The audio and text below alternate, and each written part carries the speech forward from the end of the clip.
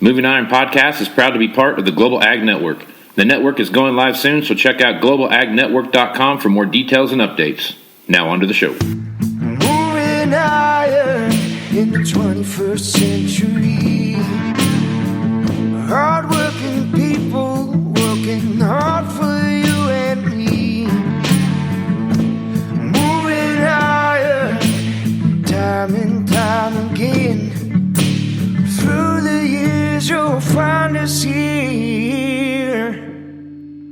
Moving iron.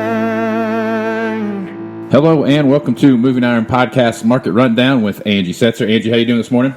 Good, how are you? I'm doing good. All right, so this weekend I was watching U.S. Farm Report, and they had a roundtable down there in Louisville, and they were talking about, and this is something I never really paid much attention to and never put the two together because of the hog situation that's in China right now, but they were talking about how China was just flat not going to buy anywhere between 10 to 12% of the soybeans they would buy anyway just because of the situation with the hogs. So talk about that a little bit and where you see that headed.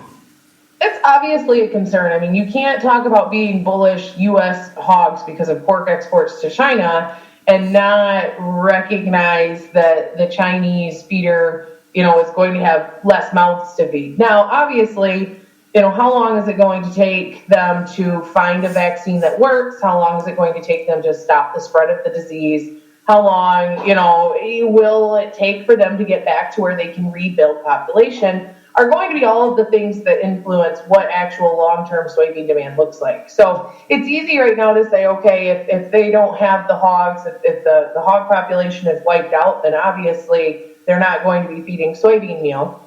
Very true, right? But how long will it take for us to see that population recovery, take place? So, and on top of that, if we do see a bullish hog setup domestically speaking, maybe we don't export our soybeans to China to feed. We keep them right here and crush more and use more meal. But it's been something that I've been kind of trying to point out for a while now, or I've at least been talking about. I mean, I'm not going to think I'm powerful enough to be like, listen to me, but it's been something that we've been talking about where we have seen imports to China or imports in China of soybeans, kind of gradually move quite a bit lower here. December and January both were down, I think, 5 to 7% each month. So that's huge. And a lot of people are saying, well, it's because of the trade war.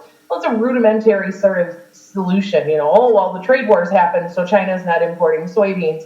Maybe that has some legs to it, but the biggest concern I have is twofold when it comes to future imports, in Chinese imports, I guess you could say. The first being, have they realized that they don't need to feed the amount of meal that they've been feeding before? Because we have had that conversation where they allowed or reviewed the protein needs in their rations and have allowed them to lower the amount of soybeans and other protein sources that they've been using. So that's one. And then two, is the Chinese hog herd that much smaller to where they're not feeding? So those are two things that could have long-term implications and are important to pay attention to. But like I said, the easiest thing for the media right now and folks that don't necessarily understand all of the tiny pieces that kind of move when it comes to developing a supply and demand summary, those types of people are just easily saying, well, it's the trade war. Right. Because then it gets this false idea that if the trade war is solved, we see China go back to those old numbers. That's not necessarily the case, and it's something that we really have to be careful, to not hang our hat on, I guess you could say. Yeah. Okay, so on that same front, yesterday there was an article out on Bloomberg talking about China buying $30 billion worth of ag-related products, corn, wheat, soybeans, there was all kinds of stuff. And just like every other article, it was, yeah, you are, but no, we're not. We didn't say anything like that. So what was the market's reaction to that? And what do you feel? How do you feel? We're almost to that March 1st deadline, and we're almost to that point where it's getting to be, hey, you know what? We're either we're going to or we're not going to. Yeah. What's your feel right now with what you see happening out there? I think at this point in time, I'm trying to remain optimistic. Problem is that I've been remaining optimistic for what feels like ever. Yep. I was, we're going to have a 4th of July resolution. sort of person throughout the month of June, and here we are, Right. So I could be right. We could have a 4th of July resolution, just 2019, not 2018. Don't know. But at this point in time, it looks as though, we're really going to see, we're seeing some sort of effort. Right. At least we have a memorandum of understanding, so that's a framework of what we're trying to work around, and it depends on which headline you read. One headline says that we're far away from having any sort of agreement, but we know what we need to work on, but we just don't know how to get there. The other side says, oh yeah, this is going to be a good thing. Bloomberg did come out yesterday and say that we had, we have the potential there for China to increase their ag imports by 30 billion bushel from the U.S. Value of ag imports prior to the trade war was 20 billion. So they're saying in addition to that 20 billion. So we're looking at 50 billion bushel of potential ag exports. In true trader fashion, or at least market analyst fashion, I mean, if you want to really look at a glass half empty sort of thing, talk to a market analyst, because they will find ways to tell you why something's going to go wrong. They're saying there's no way we can export that much. Our infrastructure just won't allow it. So it'll be interesting to see what kind of agreement we come up with. A lot of folks are saying, hey, right now, that we could see a significant increase in pork, beef, poultry, ethanol, corn, and add that into what was being imported before, and those would all be new imports. So that would be bullish to a market structure as a whole. And I've been one that's kind of said all along that any sort of trade resolution would benefit corn more than it would benefit soybeans. Right. So, if that is the case, if we do see that happen, then yay, this whole entire thing's been worth it. So I guess we'll have to see, what happens. I'm trying to remain optimistic, and we definitely just need a resolution here sooner than later, but obviously we need to make sure that it's a resolution that is what we have been seeking out all along. Otherwise it's just been, like the government shutdown where we did it, and then we're like, okay, why did we do it? And so it'll be something that we want to watch. Me, right now, I'm just like, okay, let's ink the 30 billion and then work on the other stuff, because I'd really like to have something, something work out in our favor here sooner than later, especially for corn and ethanol.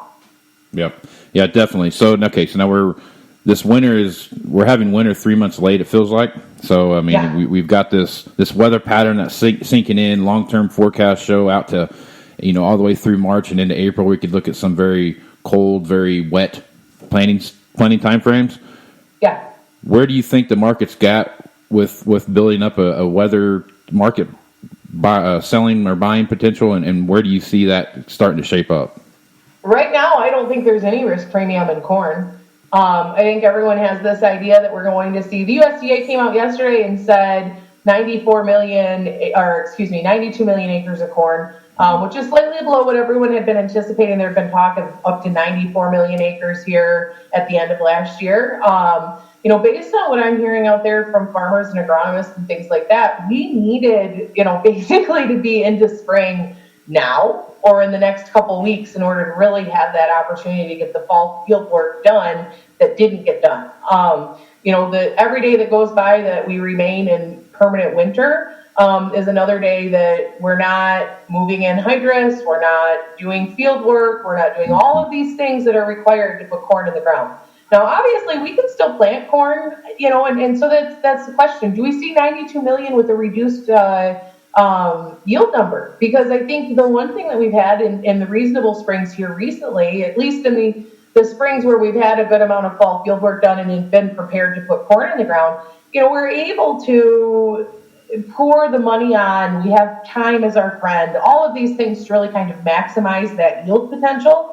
And so now every day that goes by, if we do see the 92 million, do we see the 176 yield that the USDA is predicting?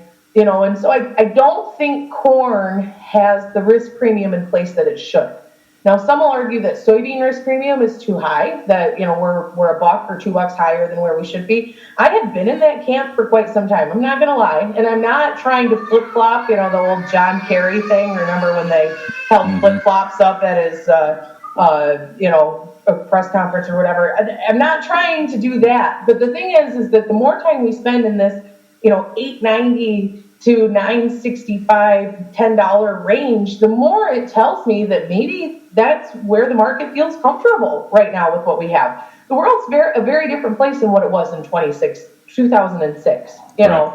So Right. that everyone goes back to 2006 and says, well, you know, this is the highest stocks to use ratio we've had since 2006. It's even higher than 2006. And in 2006, we were 480 futures. So we obviously have to lose $5. I don't know if that's the case. It's a different world. You know, we have China, we have India, we have all of these countries that are growing, emerging, becoming, you know, more of a modernized society. Does that change everything? You know, but that doesn't mean that we have to go to 1050.